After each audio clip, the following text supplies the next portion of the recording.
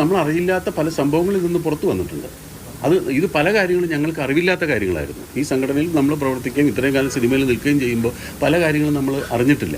മലയാള cinema മേഖലയിലെ സ്ത്രീകൾ ലൈംഗികാതിക്രമത്തിനും ചൂഷണത്തിനും വിധേയരാകുന്നുവെന്ന Hema committee റിപ്പോർട്ടിന്മേൽ അഭിനേതാക്കളുടെ സംഘടനയുടെ ജനറൽ സെക്രട്ടറിയായിരുന്ന സിദ്ദിഖ് നടത്തിയ പ്രതികരണമാണിത്.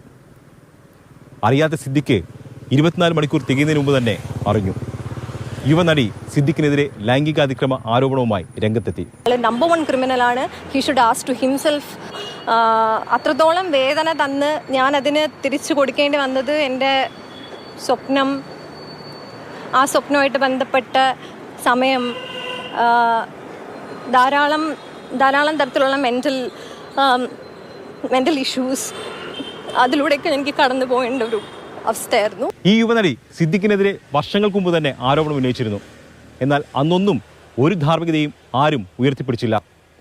എന്നാൽ അവസാനം സിദ്ദിഖ് ധാർമ്മികതയുടെ പേരിൽ അമ്മ ജനറൽ സെക്രട്ടറി സ്ഥാനം രാജിവെച്ചു, മറ്റ് ഗത്യന്തരമില്ലാതെ. ഇങ്ങനെ ഇത്രയും ആരോപണങ്ങൾ വന്നിരിക്കുന്ന സാഹചര്യത്തിൽ ഞാൻ ആ സംഘടനയുടെ ആ സ്ഥാനത്ത് തുടരാൻ ധാർമ്മികമായിട്ട് അത് ചെയ്യാൻ പാടില്ല എന്നുള്ളൊരു ഉത്തമ ബോധ്യം ഉള്ളതുകൊണ്ട് തന്നെ ഞാൻ സ്വമേധയാ ഇന്നിപ്പോ രാവിലെ പ്രസിഡന്റിനെ രാജി അറിയിക്കുകയാണ് ചെയ്തിട്ടുള്ളത്. ലൈംഗികാതിക്രമ ആരോപണങ്ങളിൽ ധാർമ്മികത മാത്രം പ്രവർത്തിച്ചാൽ പോരാ, നിയമ നടപടികളും ഉണ്ടാകണം.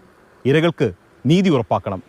വേണുവിനൊപ്പം എസ് അരുൺ ശങ്കർ, മാതൃഭൂമി ന്യൂസ്, കൊച്ചി.